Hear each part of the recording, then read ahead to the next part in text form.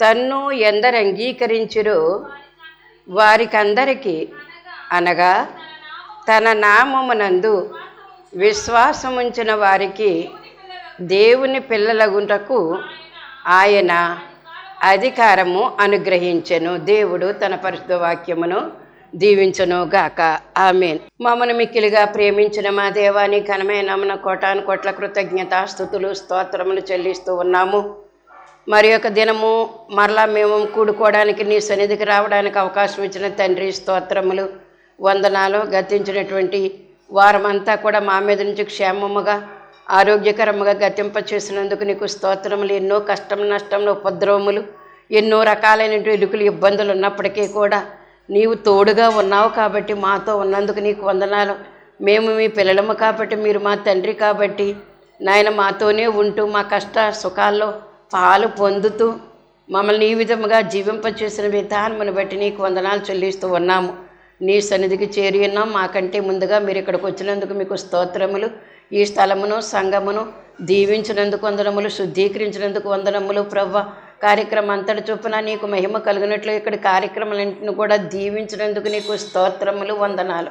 ఇప్పుడు నీ వాక్యము చదవబడినది, వాక్యం నుండి వర్తమానం అవసరమైనది కనుక మీరే మాతో మాట్లాడమని, వినుబుద్ధిని గ్రహించు శక్తిని ప్రసాదించమని, ఆ చొప్పున జీవించి రెండవరు అక్కడికి ఆయత్తపడేటటువంటి నీ సమరూపను మమ్మల్ని మార్చుమని అతి శీఘ్రకాలంలో పెండ్లి కుమారుడుగా మా కొరకు రానయ్యున్న పునరుద్ధాన విజయుడైన యేసునామమున అడుగుచున్నాను పరమ తండ్రి. ఆమేన్. దేవుడెప్పుడు తోడుగాగా దేశము వార్తిల్లును, ఆ తావునందు ప్రజలు మిగుల ధన్యులై వసింతురు. అభయమభయమభయమేపుడానందమానందమౌగ దేవుడే నాకాశ్రయాంబు దివ్యమైన దుర్గము. రాజ్యముల్ కంపించిన భూరాష్ట్రముల్ ఘోషించిన పూజుడౌ యెహోవా వైరి భూని సంహరించును. అభయమభయమభయమేపుడానందమానందమౌగ దేవుడే నాకాశ్రయాంబు దివ్యమైన దుర్గము. దేవుని నామమున స్తోత్రం. మీ అందరికీ నా మరణాత. మరోసారి కలుసుకోవడానికి దేవుడు మనకిచ్చిన గొప్ప తరుణాన్ని బట్టి దేవుని నామమునకే స్తుతి మహిమ కలుగును గాక. ఆమేన్. చదువుకున్నటువంటి వాక్యము దేవుని యొక్క పిల్లలు అనేటటువంటి అంశము మీద ఎవరము దేవుని పిల్లలమై ఉంటామో అనే ఉద్దేశాన్ని దేవుడు వాక్యము ద్వారా మనకి సెలవిస్తూ ఉన్నారు. మరి సువార్తల్లో యోహాను సువార్తలో 1వ అధ్యాయములోనే 12వ వచనంలో దేవుడు మనకు తెలియజేసిన మాట చెప్పమ్మా, చదవండి. తన్ను ఎందరు అంగీకరించిరో వారికందరికీ అనగా తన నామమునందు విశ్వాసముంచిన వారికి. అదండి ఇప్పుడు మనం చదువుకున్నటువంటి వాక్యములో నుంచి తీసుకోవలసినటువంటి గ్రహించవలసినటువంటి కొన్ని మాటలు. ఇక్కడ మరి ఏమంటున్నారంటే దేవుని పిల్లలు అనేటటువంటి మాట మనకి ఇచ్చారు. ఎలాగుంటేను తన్ను ఎందరు అంగీకరించురు, అంగీకారము కావలసి ఉన్నది. యేసుక్రీస్తు ప్రభువారు నా స్వంత రక్షకుడు అనేటటువంటి విషయాన్ని మనము అంగీకరించవలసినటువంటి వారమై ఉన్నాం. చాలామంది సాక్ష్యం చెప్పేటప్పుడు ఏమంటారో తెలుసా, అన్య జనాంగాల్లో నేనున్నానండి, దేవుడు నాకు దర్శనమిచ్చి మాట్లాడుతూ మరి నేనే యేసు ప్రభుని నీ కొరకు ప్రాణం పెట్టిన వాడిని అని చెప్పినప్పుడు నేను అంగీకరించానండి దేవుణ్ణి అంటారు. అంగీకరించిన మాట ఎప్పుడైనా విన్నారా మీరు? అంగీకరించడం అంటే అర్థం ఏంటి? తండ్రి కుమార పరిశుద్ధాత్మల పేరట బాప్తిసం తీసుకోవడమే అంగీకరించడం. అంగీకరించడం అంటే వాక్యాన్ని ఒప్పుకోవడము. మన నోటితోటి యేసే ప్రభువని మనం ఒప్పుకొని నీటి బాప్తిసం తీసుకుంటేనే అంగీకరించుట. అంగీకరించుట అనేటువంటి మాట వివాహ సమయంలో కూడా మరి ప్రమాణకం చేయించేటప్పుడు కూడా ఏమిటి, నేను అంగీకరించుచున్నాను అనేటువంటి మాట. అంగీకరించడం అంటే ఒప్పుకొనుచున్నాను అనేటువంటి మాట. కనుక ఎవరు తనను అంగీకరిస్తారో, భూమి మీద దేవుని యొక్క సువార్త ఎవరైనా చెప్పినప్పుడు అప్పటికి ఎవరో కూడా విననటువంటి సువార్త కనుక వారికి వినిపించినట్లయితే కనుక వారు ఏం చేస్తారంటే అంగీకరిస్తారు. నిజమే, దేవుడు గొప్పవాడని అంగీకరించేటటువంటి మనసు వారికి ఉంటుంది. అంగీకరించుదరో వారికి అందరికీ, ఎవరు అంగీకరిస్తే వారికి అందరికీ కూడా ఏమై ఉన్నదట, అనగా తన నామమునందు విశ్వాసం ఉంచిన వారికి. అదొకటండి. మూడో మాట ఏమై ఉందంటే, ఎందరు అంగీకరించురో వారికి అందరికీ కూడా విశ్వాసం నందు, ఎవరి నామములోను, యేసు నామములో విశ్వాసం ఉంచినటువంటి వారికి.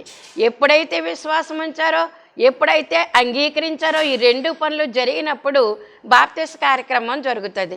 ఈ బాప్తిస కార్యక్రమం ఎప్పుడైతే జరిగిందో అప్పుడు ఖచ్చితంగా ఎవరి పిల్లలమవుతున్నాం మనము? దేవుని పిల్లలమవుతున్నాం.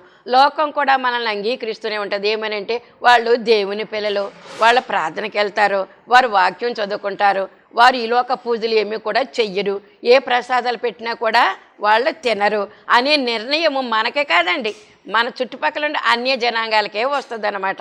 వారు దేవుని పిల్లలు, వారు దేవుని యొక్క వాక్యాన్ని అనుసరిస్తున్నటువంటి వారని అన్య జనాంగాలే మన గురించినటువంటి మరి ప్రకటన చేస్తూ ఉంటారు. మన గురించి సువార్తగా చెప్తూ ఉంటారు. ఎందుకంటే మనం పాటలు పాడుకుంటూ ఉంటాం, మన ఇంటికి వచ్చినటువంటి వారందరూ కూడా మరణ చెప్తూ ఉంటాం, దేవుని గాడ్ బ్లెస్ యు అని చెప్తాం, వెళ్ళే వాళ్ళకి కూడా, వచ్చేవారికి గుడ్ మార్నింగ్ అని చెప్తాం. ఇలాంటి విషయాలన్నీ కూడా చూస్తూ ఉంటే కనుక మన చుట్టుపక్కల ఉన్నటువంటి వారందరికీ మనమేంటో అనేటటువంటిది వారికి తెలుస్తుంది అనమాట. దేవుని యొక్క వాక్యములో మరి ఈ యొక్క 12వ వచనం దేవుడు చెప్పినటువంటి మాట ఏంటంటే, ఎందరు అంగీకరించరు వారందరికీ కూడా, అంటే అని వివరం చెప్తున్నారనమాట. అంగీకరించడం అంటే ఏంటి? విశ్వాసం ఉంచడం అని అర్థం. అంగీకరించడం అంటే విశ్వాసం ఉంచుట అని అర్థం. విశ్వాసం ఉంచిన వారందరికీ కూడా దేవుని పిల్లలగుటకు ఆయన అధికారము అనుగ్రహించాను. అధికారం అంటే ఏంటో తెలుసండి? అధికారం అంటే ఏంటండి? అసలు గౌరవం కదండి, హక్కు. అధికారం అంటే నీకు సమస్తం పట్టా ఇచ్చేసారని అర్థం అన్నమాట. అధికారం అంటే ఏంటి? ఏలిడి స్వభావము. ఏలటానికి నీకు దేవుడు ఒక అంగీకార పత్రం ఇచ్చేసాడని అర్థం. అంగీకరించాం కాబట్టి, విశ్వసించాం కాబట్టి అధికారం ఇచ్చాడట మనకి. దేని మీద అధికారం ఇచ్చాడు? మత్తయి సువార్త 10వ అధ్యాయం 1వ వచనం చూడమ్మా, 2వ వచనం కూడాను. మత్తయి సువార్త దేని మీద అధికారం ఇచ్చాడు మనకి?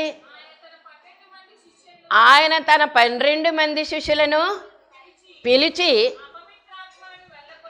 చూడండి ఇప్పుడు అర్థం చేసుకోవాలి. అపవిత్రాత్మలను వెళ్ళగొట్టుటకును, ప్రతి విధమైన రోగమును, ప్రతి విధమైన వ్యాధిని స్వస్థపరచుటకును వారికి అధికారం ఇచ్చాను. అదండి దేవుని పిల్లలుగా ఉన్నటువంటి నీకు నాకు కూడా ఏమిచ్చాడంటే, ఒక పాస్టరాభిషేకం పొందిన వారికే కాదు, పాస్టరాభిషేకం పొందినటువంటి వారికి మాత్రమే కాదు, ఎవరైతే ఆయనను అంగీకరించి విశ్వసించి బాప్తిసం పొందారో వారందరూ కూడా ఎవరి పిల్లలు అయిపోయారు? ఇప్పుడు దేవుని పిల్లలయ్యారు. ఈ దేవుని పిల్లలకి దేవుడు ఇచ్చిన గొప్ప అధికారం ఏంటి?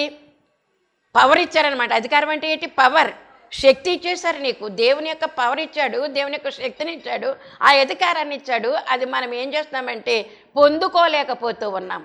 నేను దేవుని బిడ్డను అనుకుంటున్నాం, కానీ ఎక్కడో ఓ మూలన మనకి ఏమవుతుందంటే ఒక శంక వస్తుంది, నిజంగా నేను దేవుని బిడ్డనేనా, దేవుడు నాకు తండ్రేనా అనేటటువంటి అనుమానము అప్పుడప్పుడు కూడా మనకి వస్తూ ఉంటుంది. ఆ అనుమానం అనేటటువంటి దాన్ని రానివ్వకుండా చూసుకోవాలని దేవుడు మనకి తెలియజేస్తూ ఉన్నారు. ఎందుకో తెలిసి అధికారం ఇచ్చాడు కాబట్టి. దేని మీద అధికారం ఇచ్చాడు? మళ్ళీ ఇంకోసారి చదవమ్మా, మళ్ళీ చదవాలి. అవి బాగా మనం పట్టుకోవాలి. దేవుని పిల్లలు ఏంటంటే మనము ఈ వాక్యాన్ని పట్టుకు మత్తయి సువార్త 10వ అధ్యాయము మొదటి 2 వచనాలు కూడా మనకు కావాలి. ఏమన్నారు? అపవిత్రాత్మను మొట్టమొదటి ఏమిచ్చారటండి? అపవిత్ర అంటే దెయ్యాలను వెళ్ళగొట్టేటటువంటి గొప్ప శక్తి దేవుడు మనకి ఇచ్చాడు. అందుకే బాప్తిసం తీసుకున్నట్టు నీ దగ్గరికి, మరి బాప్తిసం తీసుకున్న నా దగ్గరికి ఏం చేస్తారో తెలుసా? గాలి వచ్చి పడిపోయిందండి మా పిల్లోడి మీద, మీరు ప్రార్థన చేయండి అని విశ్వాసులను కూడా అడుగుతున్నారు కదా. అప్పుడు మీరు ప్రార్థన చేస్తుంటే ఏమవుతుంది? తొలగిపోతూ ఉంది, ఆ దెయ్యం తొలగిపోతుంది. మరి రెండోది ఏంటంటే వ్యాధుల మీద, రోగాల మీద దేవుడు శక్తిని ఇచ్చాడు, అధికారం ఇచ్చాడు. మనకి పవర్ ఉందనేటటువంటి శక్తి మనం జ్ఞాపకం చేసుకోవాలి. మనకేముందమ్మా? బాప్తిసం పొందినటువంటి మనము దేవుని పిల్లలం అయ్యాం కాబట్టి దేవుడు మనకి ఇచ్చినటువంటి ఆ అధికారాన్ని మనం వాడుకోవడానికి అవకాశము కలిగించుకోవాలి. మనం తీసుకుంటేనే తప్పది రాదు. మనకి మందులు బలం మీద ఉన్నంతసేపు మనకు బలాన్ని ఇవ్వవండి, గూట్లో ఉన్నంతసేపు కూడా మనకు శక్తినివ్వ, రోగం పోగొట్టవండి. అవి వాడితేనే ఏదైనా గుణ కనపడుతుంది మనకి. కనుక వాక్యము కూడా దాన్ని వాడుకుంటేనే దేవుడు అధికారం ఇచ్చాడని మనం అర్థం చేసుకుంటే చాలు. దేవుని పిల్లలం అవ్వడానికి అవకాశం ఏమిచ్చాడంటే దేవుడు ఒక గొప్ప అధికారాన్ని చేతికి ఇచ్చాడు. ఏలుబడి చేయటానికి అధికారం ఇచ్చాడు. దేని మీద ఏలుబడి? దెయ్యాల మీద, భూతాల మీద. అది మొదటి తరగతి. రెండోది శరీరానికి వచ్చేటటువంటి వ్యాధులు, రోగాలు, వీటి మీద కూడా దేవుడు అధికారం ఇచ్చాడని మనకు తెలియట్లేదండి. అధికారమే పిల్లలు అవడానికి అధికారం ఇచ్చాడు మనకి. వీటన్నిటిని కూడా పోగొట్టడానికి కూడా అధికారం ఇచ్చాడని మనము అర్థం చేసుకోవాల్సినటువంటి వారమైన. అలా గాలి గంగల్లా తిరుగుతాం కానీ మనం ఇది అర్థం చేసుకోలేమండి. గాలి గంగానంట, గాలి గంగలా తిరుగుతున్నవేంటి అలాగని అడుగుతాం పిల్లల్ని మనం. అంటే గాలి ఎలా తిరుగుతుంది? ఇష్టం వచ్చిన చోటుకి వెళ్తుంది. వాక్యంలోనే ఉంది, గాలి తనకి ఇష్టమైన చోటుకి విసురుతుంది. అంటే అది ఎక్కడ మొదలెడుతుందో తెలీదు, ఎక్కడ అంతమవుతుందో తెలీదు. అలాగే నీరు కూడా, గాలి గంగ అంటే ఏంటనుకున్న, గంగ అంటే నీరు. గాలి గంగలాగా తిరుగుతున్నవి ఏంటంటే నీరు కూడా ఎక్కడ పల్లం ఉందో అక్కడికి అది ఇష్టం వచ్చినట్టు వెళ్ళిపోతూ ఉంటాం, పల్లానికి వెళ్ళిపోతాం. దానికి ఒక స్థలం తెలుసు పల్లానికి వెళ్ళాలని. గాలికి మాత్రము పైన ఉండగలదు, కింద ఉండగలదు. ఎక్కడ ఖాళీ ఉంటే అక్కడికి వెళ్తుందట గాలి. గాలి ఎక్కడికి వెళ్తుంది తెలుసండి? ఎక్కడ ఖాళీ ఉంటే. అందుకే దెయ్యము గాలి రూపం అన్నారండి. అది ప్రాణవాయువే కానీ అది ఏం చేస్తానమాట గాలి రూపంలో వచ్చి మనుషుల మీద పడతా ఉంటుంది. గుండెల మీద కూర్చుందండి, తలాట్టుకుని పీకేసిందండి నన్ను. రాత్రంతా నిద్రపోనివ్వలేదండి నన్ను. గాలి వచ్చి నన్ను చాలా ఇబ్బంది పెట్టిందండి అంటామన్నమాట. గాలి గంగ దెయ్యం రూపాలు అంటారు. కానీ గాలి దేవుడిచ్చినటువంటి ప్రాణవాయువు, ఆక్సిజన్.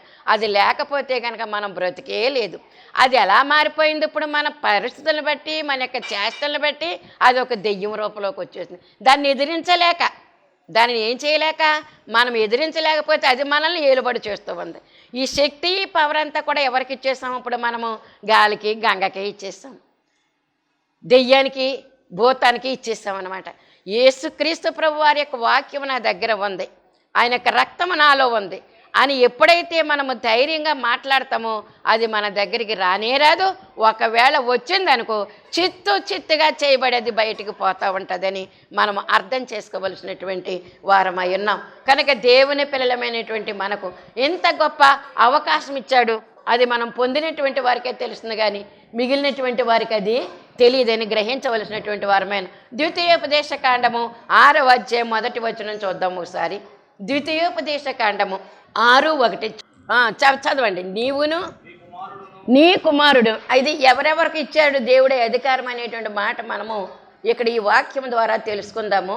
ద్వితీయోపదేశ కాండము 6వ అధ్యాయం అంతా కూడా దేవుడు మన కోసము చక్కని వాక్యాలు, ధైర్యం తెచ్చుకునేటువంటి వాక్యాలు, మనం బలం పొందుకునేటువంటి వాక్యాలు దేవుడు మనకి ఇచ్చారనమాట. నీవును నీ కుమారుడును నీ కుమారుని కుమారుడును నీ దేవుడైన యెహోవాకు భయపడి నేను నీకు ఆజ్ఞాపించు ఆయన కట్టడలన్నయు ఆజ్ఞలన్నయు నీ జీవిత దినములన్నిటను గైకొనుచు నీవు దీర్ఘాయుష్మంతుడవగునట్లు మీరు స్వాధీనపరచుకొనుటకు ఏరు దాటి వెళ్ళుచున్న దేశమందు మీరు జరుపుకొనుటకు మీకు బోధింపవలనని మీ దేవుడైన యెహోవా ఆజ్ఞాపించిన ధర్మమంతయు అనగా కట్టడలు వీధులు ఇవే. అదండి దేవుడు ఇశ్రాయేలు జనాంగానికి ఇచ్చినటువంటి గొప్ప ఆజ్ఞలు, వీధులు. దేవుడు ఆజ్ఞాపించాడు, మనకు అధికారం ఇచ్చినట్లుగా అధికారం ఇచ్చేసాడు, మనకు ఆజ్ఞాపించాడు. ఎందుకంటే నేను ఇచ్చే అధికారాన్ని నువ్వు తీసుకో అమ్మా. ఈ దెయ్యాల మీద, రోగాల మీద నువ్వు ఒక మాట పలుకు చాలు, పోయే యేసునామంలో పోవే అంటే చాలు, అవి పోతాయి అనేటటువంటి మాట దేవుడు మనకిచ్చినటువంటి వాక్యాన్ని మనం అర్థం చేసుకోవాల్సినటువంటి వారమై ఉన్నాం. కనుక ఈ మాటలో ఎవరికటండి? ఈ మాటలన్నీ కూడా ఎవరికి? దేవుని పిల్లలం అయిపోయాం మనం బాప్తిసం తీసుకోగానే. దేవుని పిల్లలమైనటువంటి నీ కొరకు నా కొరకు కూడా ఇంకా దేవుడు విడమర్చి చెప్తూ ఉన్నాడు. ఏమని? నీవును, చూడండి ఆ వాక్యంలో ఉందండి, నీవును నీ కుమారుడును నీ కుమారుని కుమారుడును. అది నీవు నీ కుమారుడు నీ కుమారుని కుమారుడు అంటే మన పిల్లల తరంతరము కూడా ఈ వాక్యాన్ని, ఈ ఆస్తి, ఈ వెండి, ఈ బంగారమే నా పిల్లకి, మళ్ళీ నా మనవరాలకి, వాళ్ళకి కావలసినటువన్నీ కూడా, ఆడపిల్లకి ఏమేమైతే కావాలో అన్నీ కూడా ఏం చేస్తామన్నమాట అండి భూమి మీద ఉండగా. ఇది మనవరాలకి, ఇది ఆ కొడుకు బిడ్డకి, ఇది కూతురు బిడ్డకి. ఈ డబ్బు, ఈ దశకము, ఈ పొలము, ఇదంతా కూడా ఎవరికంటే నా పిల్లలకి. వాళ్ళు ఏం చేస్తారు, తాత ముత్తాతల దగ్గర నుంచి వచ్చినటువంటి వారసత్వాన్ని వాళ్ళ పిల్లలు కూడా ఇచ్చుకుంటారు. కానీ అయితే దేవుణ్ణి మనం ఇవ్వగలుగుతున్నామా, వాళ్ళ పొందగలుగుతున్నారా అనేది మనం అర్థం చేసుకోవాలి. దేవుని యొక్క వాక్యం ఇప్పుడు ఈ విధంగా ద్వితీయోపదేశకాండంలో రెండవసారి తిరిగి చెప్తున్నటువంటి మోషే గారి యొక్క మాటలు, ఈ మాటలు ఈ 6వ అధ్యాయంలో చక్కని మాటలు మన కోసం ఇమిడిచిపెట్టి ఉంచారు. నీవు ముందు నువ్వేమవ్వాలి, నువ్వు దేవునిలో ఉండు, ముందు దేవుని అధిపాజ్ఞంలో ఉండు. ఆ తర్వాత ఎవరు వస్తారు, నిన్ను బట్టి నీ కొడుకు వస్తాడు. ఆ తర్వాత మళ్ళీ ఎవరు వస్తారు, వాడి కొడుకు, వాడి పిల్లలు. అలా వంశము ప్రకారముగా వాళ్ళు నీ యొక్క అడుగు జాడల్లో నడుస్తూ ఉంటారు. ముందు నువ్వు నడువు, ఆ తర్వాత నీ పిల్లలు నడుస్తారు. నువ్వు ఆదివారం లెక్క చెయ్యి, నీ పిల్లలు కూడా లెక్క చేస్తారు. వాళ్ళ పిల్లలు కూడా ఏం చేస్తారంటే ఆదివారం లెక్క చేస్తారు. చాలామంది ఇక్కడే తప్పటడుగు వేస్తూ ఉన్నాం. మనమైతే వచ్చేస్తున్నాం, కానీ మన పిల్లల్ని ఆదివారం పాటింప చేస్తూ ఉన్నామా ఒక్కసారి ఆలోచన చేసుకోవాలి. ఆదివారం నాడు కంపల్సరీ ఆరాధనకి మనము ఇంతంత పిల్లలు ఎప్పుడే తీసుకుని వచ్చేసేయాలి. మొక్కై వంగనేది మానే వంగున అన్నారు కాబట్టి పిల్లలంటే అల్లరి చేస్తారని తీసుకురావట్లేదండి అని అనటానికి వీల్లేదు. పిల్లలు అల్లరి చేస్తారని ఇంటి దగ్గర పెడితే ఇంకా అల్లరి ఎక్కువైపోతుంది, మనం అదుపాగ్యంలో ఉంచలేము మనం. కనుక పిల్లలను కూడా మనం ఏం చేయాలంటే దేవుని సన్నిధికి, మనం నిత్య సన్నిధికి వస్తామంటే తీసుకురావాలి, ఆదివారం ఆరాధనకు వస్తామంటే తీసుకురావాలి. ఏ కూడిక ఇక్కడ జరుగుతుందో ఆ కూడికకు మనం ఆ పిల్లల్ని అలవాటు చేయవలసినటువంటి వారమైన. అందుకే నీ కుమారుడు నీ కుమారుని కుమారుడు కూడా నీ దేవుడైన యెహోవాకు భయపడి, ఎవరికి భయపడాలండి, లోకానికి కాదు భయపడటం అనేటటువంటిది, నీ దేవుడైన యెహోవాకు భయపడేటటువంటి మాట మనము ఇక్కడ చూస్తూ ఉన్నాం. మళ్ళీ భయపడటం అంటే ఏంటని వివరం చెప్పారన్నమాట. భయపడటం అంటే ఏంటి, పాము వస్తే భయపడతాం, ఎలుగుబంటి వస్తే భయపడతాం, క్రూర జంతువులు వస్తే భయపడతాం. కానీ దేవునికి భయపడడం అంటే ఏంటి, అవి ఏం చేస్తామంటే అలాంటి విషజీవులు వస్తే పారిపోతాం మనం ప్రాణాన్ని చేతిలో పెట్టుకుని. కానీ ఇది ఆ భయం కాదు. ఏం చేయాలి, దేవుడు ఏమైతే ఆజ్ఞలు ఇచ్చారో, ఏమైతే విధులు ఇచ్చారో, కట్టడలు ఇచ్చారో నేను అనుసరించానా, భయముతో ఉండాలన్నమాట. ఈవేళ నేను లేవగానే ప్రార్థన చేసుకున్నానా, తర్వాత బ్రష్ చేయగానే వాక్యం చదువుకున్నానా, ఉదయకాలంలో ప్రార్థన చేసుకున్నానా, అయ్యో చేసుకోలేదేటి అనేటటువంటి భయము. ఈవేళ దేవుని యొక్క వాక్యాన్ని నేను చదువుకోలేదు, ప్రార్థన చేసుకోలేదు అనే భయం ఇక్కడికి రావాలన్నమాట అండి. అట్టి భయాన్ని ఎవరు పుట్టించాలి,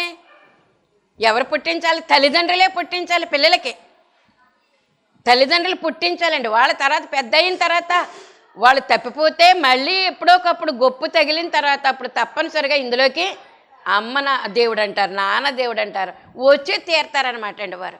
కనుక ముందు మనం ఏం చేయాలంటే బాల్య దినములయందే నీ సృష్టికర్తను స్మరణకు చేసుకోనమని దేవుడే చెప్పేశాడండి. కనుక బాల్య దినములలో నీ సృష్టికర్తను స్మరణకు తెచ్చుకో.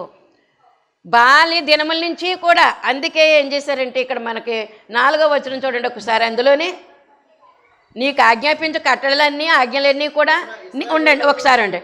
మొదటి వచనంలో ఏముందో, 2వ వచనంలోనూ నీ జీవిత దినములన్నిటినీ గైకొనొచ్చు. అదండి, నీ జీవిత దినములన్నింటినీ కూడా ఏ ఒక్కరోజు కూడా తప్పిపోకుండా నువ్వు చిన్నప్పుడు ఏమైతే నేర్చుకున్నావో అవన్నీ కూడా నీ జీవిత దినములన్నీ. నీవు వృద్ధుడు అయినప్పటికీ కూడా నువ్వు ఎంత దీర్ఘాయుష దేవుడు నీకు ఇచ్చాడో అంతవరకు కూడా ఈ యొక్క వాక్యాన్ని నువ్వు మర్చిపోవడానికి వీల్లేదు. అప్పుడు నీ పిల్లలు కూడా అది అలవాటు అవుతుందని మనం అర్థం చేసుకుందాం. నీ జీవిత దినములన్నింటినీ గైకొనొచ్చు, నీవు దీర్ఘాయుష్మంతుడు వగినట్లు మీరు స్వాధీనపరచుకున్నటకు ఏరు దాటి వెళ్ళుచున్న దేశమందు. ఏరు అంటే ఏంటి, ఇశ్రాయేలులు ఏరు దాటి వెళ్ళారు, యోర్దాను నది దాటి వెళ్ళేటటువంటి పరిస్థితి. ఐగుప్తు దేశం నుంచి ఎక్కడికి వెళ్ళారండి, పాలు తేనెలు ప్రవహించే దేశానికి. ఈ లోకమంతా కూడా ఐగుప్తుకు సాదృశ్యము. ఇప్పుడు మనం వెళ్ళబోయేటటువంటి పరమకానాను అది పాలు తేనెలు ప్రవహించే దేశానికి సాదృశ్యము. ఈ లోకమేమో ఐగుప్తుకు సాదృశ్యము. ఇప్పుడు ఈ పాప లోకంలో మనం ఉన్నాము, ఐగుప్తు లాంటి దాసత్వంలో మనం ఉన్నాం. ఈ దాసత్వం నుంచి మనం ఏం చేయబడాలి? విడుదల చేయబడాలి. విడుదల చేయబడ్డాం కాబట్టి ఆ చొప్పున జీవించేటటువంటి శక్తి దేవుడు మనకి ఇవ్వాలని దినదినము కూడా ఆయన పాదాలు పట్టుకుంటూ ఉన్నాం. కనుక మనము మన పిల్లలు కూడా ఇందులో ఈ మార్గంలో నడవడానికి ప్రయత్నం చేస్తూ ఉండాలి. అందుకే ఇప్పుడు 4 చదువునానా. ఇశ్రాయేలు వినుము, మన దేవుడని యెహోవా అద్వితీయుడగు యెహోవా. ఇక్కడ ఒక మాట, అద్వితీయుడు అంటే అర్థం ఏంటో తెలుసా అండి? అద్వితీయుడంటే రెండవ వాడని అర్థమా, మూడవ వాడని అర్థమా? అద్వితీయుడంటే మొదటి వాడని అర్థమా? చెప్పండి. అద్వితీయుడంటే రెండో వాడు లేడు, ద్వితీయం అనేది లేదు. ద్వితీయం అంటే రెండవదని అర్థం. అద్వితీయుడని యెహోవా అంటే ఆయన మించినటువంటి దేవుడు ఇంకో దేవుడు ఉన్నాడని అంటానికి సరిపోము. ఇంకా మనం లేదు. ఇంకా అద్వితీయుడు ఏకైక దేవుడు, ఆయనే దేవుడు, ఇంక రెండో వాడు లేడు. అద్వితీయ. అలాగే అద్వితీయ కుమారుడు యోహాను సువార్తలో దేవుడు రాయించారు. అద్వితీయ కుమారుడు. ఇలాంటి కుమారుడు ఇంకెవరో కూడా లేరు. ఇలాంటి దేవుడు ఎవరో లేరు, ఇలాంటి కుమారుడు కూడా ఎవరు లేరు. అద్వితీయ దేవుడు, అద్వితీయ కుమారుడు. అంచేత అద్వితీయము అనగానే అర్థం చేసుకోవాలి మనం. చాలామంది ఏమనుకుంటారు, రెండో వాడు అంటారు. ద్వితీయం అంటే ఏమిటది? రెండు. ద్వితీయం అంటే రెండు. కానీ అద్వితీయ ఆ వంద ముందు ద్వితీయ అన్నారు కదండి, ఆ ఉంది కాబట్టి అద్వితీయ అంటే రెండు అనేటటువంటిది లేదు అని అర్థం చేసుకోవాలి మనకి. కనుక మనం చెప్పాం, చదవండి ఇప్పుడు. మన దేవుడైన యెహోవా, అదే కదా, మన దేవుడైన యెహోవా అద్వితీయుడకు యెహోవా. ఆ పాయింట్ కావాలి మనకి, అద్వితీయుడైన యెహోవా. తర్వాత నీ పూర్ణ హృదయముతోనూ, నీ పూర్ణాత్మతోనూ, నీ పూర్ణ శక్తితోనూ నీ దేవుడైన యెహోవాను ప్రేమింపవలెను. అలా ప్రేమించడం అంటే ఏంటో తెలుసా? పాస్టర్ గారు, నవ పాస్టర్ గారు మనకు స్పష్టమని చెప్తూనే ఉంటారు. పూర్ణ హృదయము అంటే ఇంక నువ్వు అసలు లేవలేని పరిస్థితుల్లో ఉన్నప్పుడు కూడా దేవుని దగ్గరికి రావాలంటే వచ్చేయవలసిందేనంట. అది పూర్ణం, అసంపూర్ణం కాదు. దేవుని దగ్గరికి రావడానికి ఇంక లేట్ చేయడం కానీ ఆలస్యం చేయడం కానీ ఇవి ఉండకూడదు. ఇవి మనం సర్వసాధారణంగా చేసేటటువంటి పనులు. పూర్ణ హృదయముతో, చెప్పండి, పూర్ణ ఆత్మతో, పూర్ణ శక్తితో అంటే శరీర ప్రాణాత్మలతో కూడా దేవుని సన్నిధికి భయభక్తులతో మనము రావలసినటువంటి వారమై ఉన్నామని దేవుడు మనకి మరి సువార్తల్లో కూడా చెప్పారు. అదంతా మనకు ఇప్పుడు వద్దు. కానీ చదువమ్మ. నేడు నేను నీకు ఆజ్ఞాపించి ఈ మాటలు నీ హృదయములో ఉండవలను. ఈ మాటలన్నీ కూడా ఎక్కడ ఉండాలండి? హృదయంలో ఉండాలండి. పెట్టులో ఉన్నాయంటే కుదరదు, ఎక్కడ బీరువాలో ఉన్నాయంటే కుదరదు. అవి ఉంచుకోవడానికి కూడా పనికిరావు. అంటే రాసేసినవి చాలా అండి, బీరువాలో ఉన్నాయండి, నా పెట్టులో ఉన్నాయండి అంటే కుదరదు. ఎక్కడ ఉండాలి? ఈ పెట్టులో ఉండాలి, ఈ మందసంలో ఉండాలి. ఇది ఒక మందసం, చెక్కబడినటువంటి మందసం. ఇది దేంతో చెక్కబడింది? ఏదో దేవుని చేతితోటి, దేవుని వాక్యంతో చెక్కబడింది. అసలు మందసానికి ఏ కర్ర ఇచ్చుకున్నాడు దేవుడు?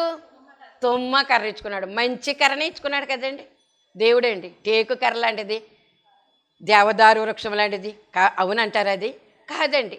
ఎక్కడో తుప్పల్లోనూ పొంతల్లోనూ పెరిగేటటువంటి నీవు నేను కూడా ఒక తుమ్మకర్ర లాంటి వాళ్ళమై ఉన్నాం. దాన్ని చెక్కబడినటువంటి, అందుకే చెక్కుతున్నాడంట మనల్ని, చెక్కుకుని మలుచుకుంటున్నాడట ఆయన దగ్గరికి. అలా చెక్కుకోకపోతే మనం ఇక్కడ నిలబడలేము, మలుచుకోకపోతే మనం రాలేము ఇక్కడ. అది దేవుడు మనకి చేసే గొప్ప ఉపకారం ఏంటంటే తన బిడ్డలుగా, తన పిల్లలుగా మార్చుకున్నాడు, చెక్కుకున్నాడు, ఆయనలో ఏకం చేసుకుంటూ ఉన్నాడు. అది అర్థం చేసుకోవాలి మనము. దేవుని పిల్లలము మనము, కనుక లోకం పిల్లలము కాదు అనేటువంటి అర్థం చేసుకోవాలి మనం. ఇప్పుడు లోకంలో కలిసిపోయేటటువంటి వాళ్ళము కాదండి. తామరాకు మీద నీటి బొట్టు వలె అంటీ ముట్టనటువంటి జీవితము, అంటీ ముట్టినటువంటి జీవితమని మనం అర్థం చేసుకోవాల్సినటువంటి వారమని. ఈ మధ్య కాలంలోనూ యేసు ప్రభువును నువ్వు వదిలేస్తావా లేదా చంపేస్తావు, నరికేస్తావంటే నరికేయండి అన్నదంట అమ్మాయి. నరికించేసుకుంది అంతే, చనిపోయింది అంతే. దేవుని కొరకు హతసాక్షులు అవడానికి అంటే ఎంత ప్రేమ దేవుని మీద లేకపోతే, ఎంత ప్రేమ పరలోకం మీద లేకపోతే ఆ బిడ్డ మరి చావుకు కూడా లెక్క చేయకుండా దేవుణ్ణి అంటే పూర్ణ హృదయముతో ఆమె తనంతట తానుగా అర్పణ అయిపోయింది, సమర్పణ అయిపోయింది. అలాగే మనం ఎవరన్నా బలవంతం చేస్తే దేవుని సన్నిధికి రావడం కాదండి. ఎవరో జ్ఞాపకం చేశారండి, ఈవేళ సోమవారం కదా రావా, ఈవేళ ఆరాధన కదా రావా అని ఎవరో జ్ఞాపకం చేశారండి, వచ్చానంటే అసలైనటువంటి భక్తి అది, పూర్ణ హృదయంతో వచ్చేసినటువంటి భక్తి అది. మనంతట మనమే లేచి రావాల్సినటువంటి వారమైన, మనంతట మనమే తీర్మానం చేసుకోవాలి, మనంతట మనమే ఇక్కడికి రావాల్సినటువంటి వారమైన. దేవుని యొక్క ఇక్కడికంటే ఇక్కడికని కాదు, ఎక్కడికి వెళ్ళాలనుకున్నాము దేవుని యొక్క సన్నిధికి వెళ్ళేటటువంటి పరిస్థితి. కనుక అప్పుడు ఏమంటున్నారు, నీ హృదయంలో వీటిని, ఈ మాటలు ఏవైతే దేవుడు చెప్పాడో మనకి, ఈ మాటలన్నీ కూడా ఎక్కడ ఉండాలంటే హృదయములో ఉంచుకోవాలి. తర్వాతమ్మా, నీవు నీ కుమారులకు వాటిని అభ్యసింపచేసి, అదండి నీవు ఎవరికి అభ్యసింపచేయాలి, ఇది నీ కుమారులకు. కుమారులకి అంటే కూతురికి అక్కర్లేదు అనుకోకూడదు, కుమారుల్లోనే 100 కూతుళ్ళు కుమారులు కూడా, కుమారులకు కుమార్తెలకు కూడా అభ్యసింప చెయ్యాలి. మొట్టమొదటి నుంచి కూడా ఎప్పుడైతే మనం నేర్పించి మొట్టమొదటి, ఇంకోటి చెప్పక్కర్లేకుండా నేర్చుకునే వాళ్ళు ఉన్నారు చూసి తెలుసా, అమ్మ ప్రార్థన చేసుకుంటుంది కాబట్టి చేసుకోవాలి, అమ్మ బైబిల్ చదువుకుంటుంది కాబట్టి మనం చదువుకోవాలి, చేయి బైబిల్ చదువుకో, ప్రార్థన చేసుకో అని మొట్టమొదటి ఒకవేళ తప్పటడుగులు వేసేటప్పుడు చెప్తే చెప్పామేమో, కానీ ఆ తర్వాత ఇంకస్తమా నువ్వు ప్రార్థన చేసుకున్నావా, నువ్వు బైబిల్ చదువుకున్నావా అని అడగక్కర్లేదండి. ఎందుకంటే వాళ్ళలో పడిపోయింది ఆ విత్తనం పడిపోయింది కాబట్టి వాళ్ళు ఏం చేస్తారంటే కంపల్సరీ ఈవేళ ఆదివారం ప్రార్థనకు వెళ్ళాలి కాబట్టి అని ముందుగానే అవన్నీ సిద్ధపాటు చేసుకుని వచ్చేస్తారు. సోమవారం ప్రార్థనకి వెళ్ళి సిద్ధపాటు చేసుకుంటారు, వచ్చేస్తారు. ఇందులో అవకతవకలు వెనక ముందంజ వేసే ప్రసక్తి ఉండదని. పూర్ణ హృదయం అంటే ప్రభువా నీకు వందనాలు, స్తుతులు కృతజ్ఞతలు తండ్రి. నీ పిల్లలం అవడానికి అధికారం ఇచ్చావు తండ్రి, నీకు స్తోత్రములు. ఆ అధికారము దెయ్యాల మీద రోగాల మీద కూడా ఇచ్చావు. అయితే మేము దానిని తేలిగ్గా తీసుకుంటున్నాం తండ్రి, దాన్ని శక్తి పొందడానికి పవర్ పొందడానికి ఉపయోగించుకోలేకపోతూ ఉన్నాం. కనుక మేము మరి వాడుకుంటూ మా పిల్లలకి వాటిని బోధిస్తూ ప్రతి సమయంలో కూడా బిడ్డలకు బోధిస్తూ మేము ఆ పిల్లల్ని మీ కొరకు పెంచేటటువంటి పెట్టుబడిగా ఉండేటట్లుగా సహాయం చేసి మీరు మహిమ పొందమని మాతో ఉండి నడిపిస్తూ ఈ వాక్యవర్తమానాన్ని అందించిన యేసు నామమున అడుగుచున్నాను పరమ తండ్రి, ఆమేన్. మరణాత.